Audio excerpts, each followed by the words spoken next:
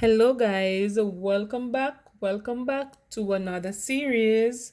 For this video, I'm gonna get right into it. So we're given a triangle PQR, and they label the sides based on the angle opposite to it. So you see this side the side R opposite to angle R, the side Q opposite to angle Q, the side P opposite to angle P. And that's basically how we label triangle, guys, in the correct way. So the area of triangle PQR above in centimeter is, all right, guys, so for this triangle, we know it's a non-right angle triangle. And so for non-right angle triangles, we use the sine, or let me say the trigonometry area for the triangle, which is the area is equal to half AB sine C. All right, and we know that AB will be the two sides that the sine of that the angle is formed between. So if we have these two sides, you can call any one A, any one B, and the angle must be formed right here. So this will be the angle C, and that's what they're talking about, the included angle between the two sides. All right, guys, so we need to know how to use this formula. So let's get right into it. So half AB sine C, if you look at the solution that we have here, we know that B couldn't be it because it has nothing to do with a half. So B could never be in it.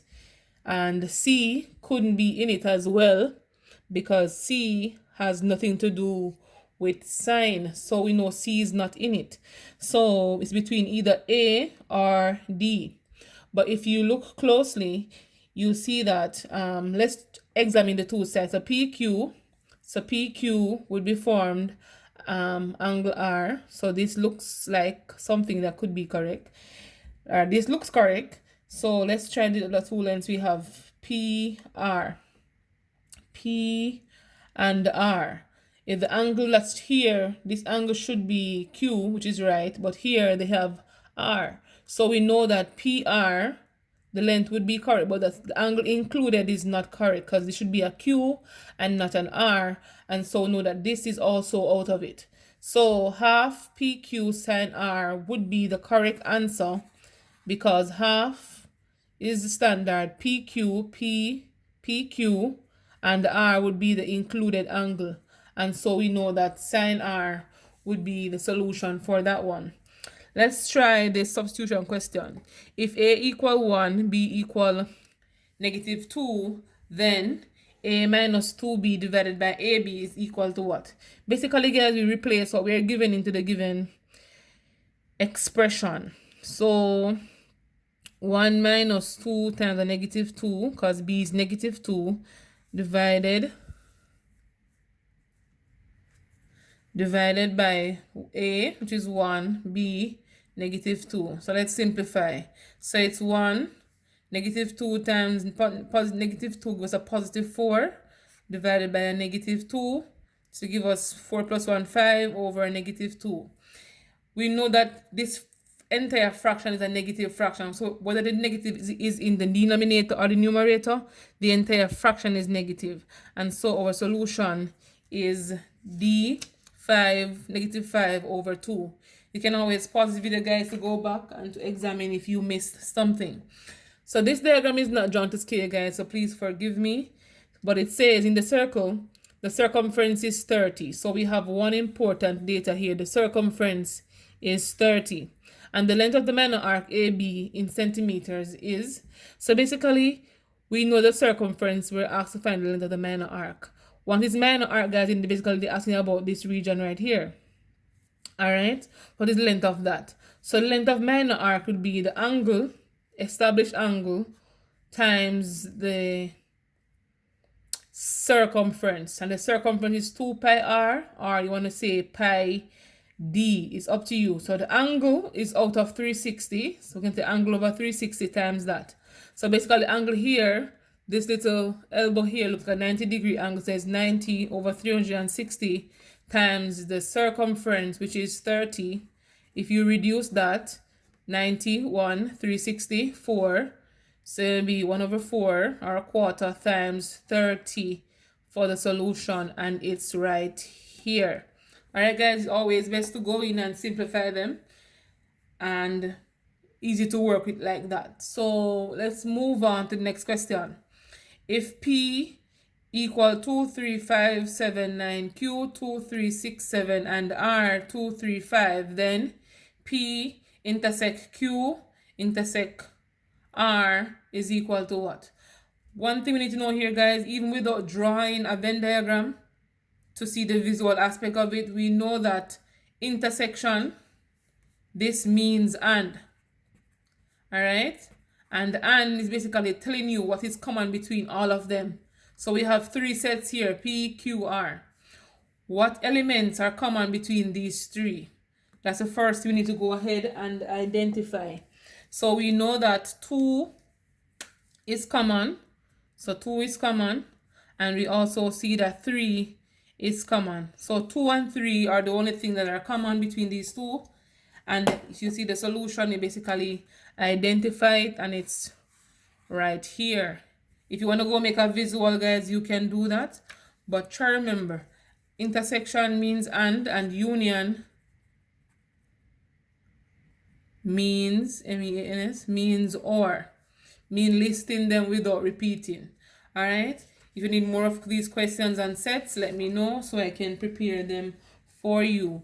So the next question is basically from bearings, and it gives us a diagram of A and B, and it says, what is the bearing of A from B? All right, so we see that it started from here. So this is going to be our north line. My end looks ugly, but never mind. It's going to be our north line, and this is also another north line. All right, so we know that B from A is 105 degrees. So we want to find the bearing of A from B. That means this is B, and my bearing is always in a clockwise direction, so we need to go around to where A is. So guys, we need to know a few things. So we know that north lines are perpendicular lines, and so we know that AN is perpendicular. What am I saying perpendicular? My bad, guys. Parallel. I don't know where it comes from. My bad. AN is parallel to BN. All right. AN is parallel to BN. Okay. So once we know that they're parallel, we know that between these we have co-interior angles. And so once they're parallel, they form co-interior angles. All right.